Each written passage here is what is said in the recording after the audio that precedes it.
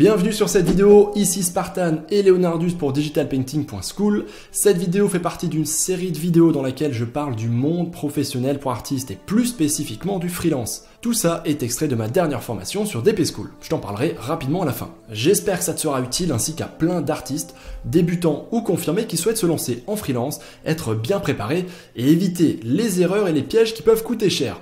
Mieux on est préparé, plus vite on réussit. Sur ce, bon visionnage.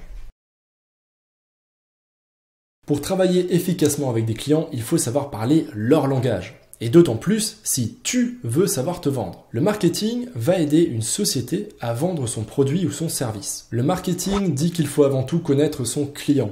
Il faut être capable d'identifier un client type à partir des points communs reconnaissables. Par exemple, pour des croquettes pour chiens, il y a de fortes chances que le client type soit un détenteur de chien. C'est une personne qui va généralement aimer son animal et se soucier de son bien-être.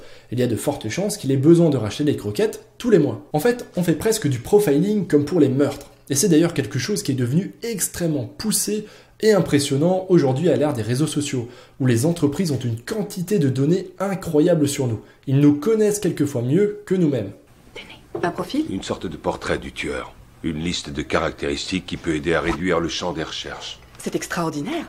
Effectivement, Leonardus, il y a un côté assez effrayant. Et oui, ça n'a jamais été aussi précis qu'aujourd'hui pour cibler quelqu'un avec de la publicité. Ensuite, j'en reviens à son client type. Il faut savoir ce qui lui plaît et ce qui lui déplaît. Mieux que ça, il faut connaître ce dont il a besoin et comment tu vas pouvoir répondre à ce besoin. Revenons-en à nous. Tu vas mettre ta casquette de marketeur et tu vas imaginer que ton client, c'est ton recruteur ou ton client en freelance potentiel. Prenons par exemple une boîte de jeux vidéo ou d'animation. Plus tu connaîtras leurs projets passés, présents et futurs, leur philosophie, leur manière de recruter des artistes, qu'est-ce qu'ils recherchent chez eux, plus tu auras de chances d'être pris. Le marketing nous dit qu'une fois qu'on connaît notre client type sur le bout des doigts, il est temps de communiquer auprès de lui et d'essayer de répondre à son besoin. Il faut répondre à ses attentes.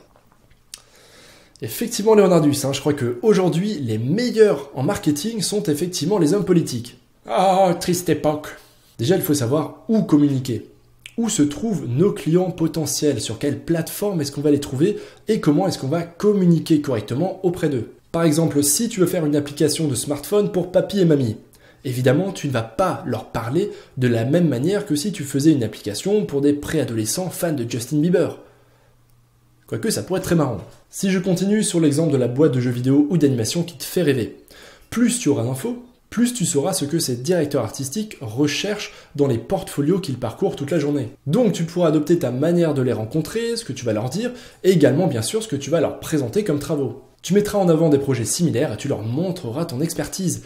Tu vas en quelque sorte les convaincre que tu sauras répondre à leurs attentes et ainsi tu vas augmenter considérablement tes chances. Autre exemple où ces principes peuvent t'aider.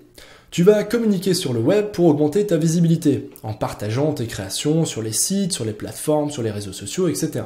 Ne le fais plus juste pour faire comme tout le monde, essaye de le faire de manière réfléchie.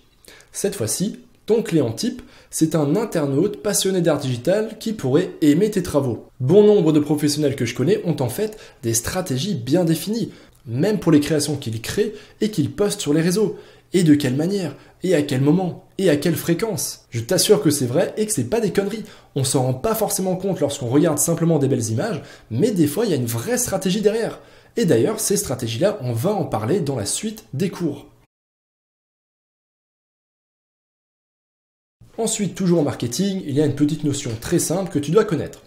Le terme B2B signifie business to business. Et cela désigne une entreprise ou un professionnel qui va créer des produits ou des services qui sont destinés à d'autres professionnels. Par exemple, la société Bombardier vend des matériels de transport et des trains à des entreprises et à des villes. Au contraire, une société B2C va vendre à des particuliers. Business to clients. Par exemple, Pampers vend des couches pour particuliers. Et quoi, Leonardus ? Il est tout à fait valide cet exemple. Une société peut très bien être les deux à la fois. On va prendre l'exemple de Facebook. Facebook fait du B2C, puisqu'elle vend son produit, sa plateforme, ce service qu'on utilise toi et moi tous les jours, à ses utilisateurs. D'ailleurs, c'est très intéressant parce qu'elle le vend gratuitement. C'est encore un business model un peu particulier. Elle peut se permettre de le vendre gratuitement à ses utilisateurs parce que justement, elle va gagner de l'argent derrière en faisant du B2B. Elle utilise donc bel et bien du marketing pour toucher les particuliers, les utilisateurs. Et derrière ça, elle vend des services à des entreprises pour gagner de l'argent, notamment au travers de la publicité ou de la vente d'informations personnelles à des entreprises ou à des gouvernements. Bon, ça va Leonardus, tout le monde est au courant aujourd'hui. Ces notions très générales vont être utiles de plusieurs manières dans ta carrière d'artiste. Premièrement, pour comprendre les besoins de tes clients ou de la société qui t'emploie.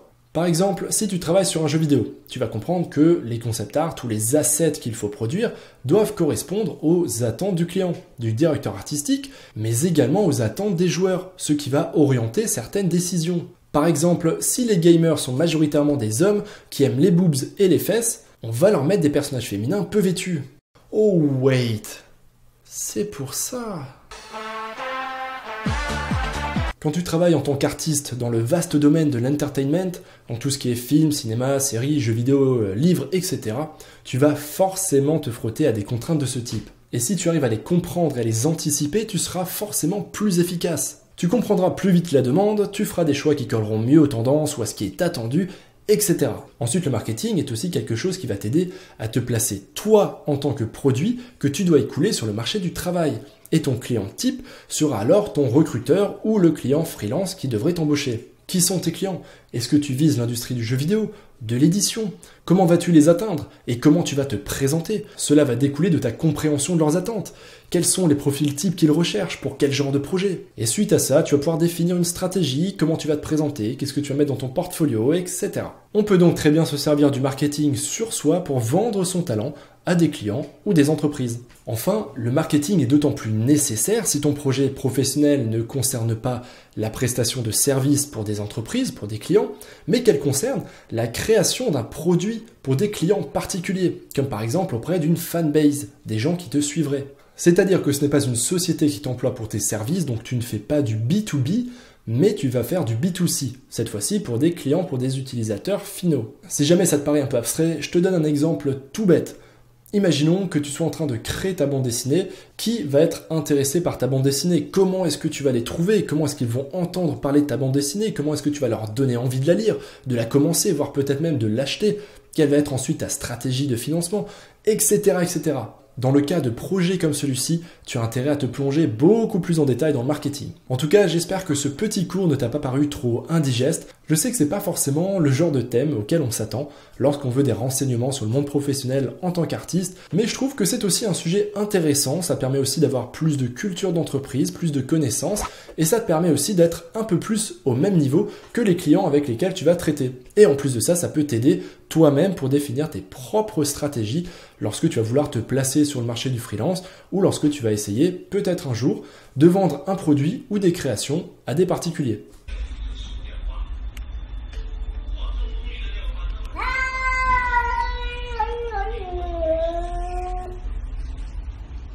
C'était une vidéo extraite de mes derniers cours Le monde professionnel et le freelance pour artistes sur digitalpainting.school. Je t'invite à commenter cette vidéo pour donner ton avis ou si tu veux partager ton expérience sur le sujet. Comme personne n'aime les discours commerciaux, je vais la faire super courte. Ces cours très denses passent en revue tous les aspects du monde du freelance pour guider les artistes 2D et 3D dans cette voie professionnelle où il y a beaucoup trop peu d'informations de qualité.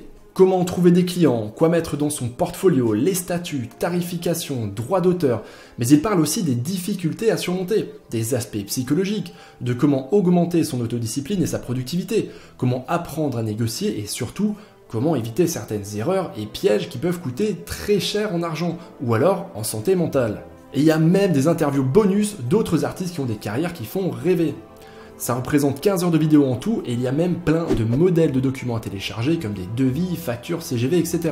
Et des modèles de courrier ou d'email pour plein de situations. Jusqu'ici, j'ai eu de super retours dessus, tu as le lien vers la page de présentation dans la description et j'en dis pas plus. Leonardus, combien de temps j'ai mis? Ok, ça va. Merci pour ton visionnage.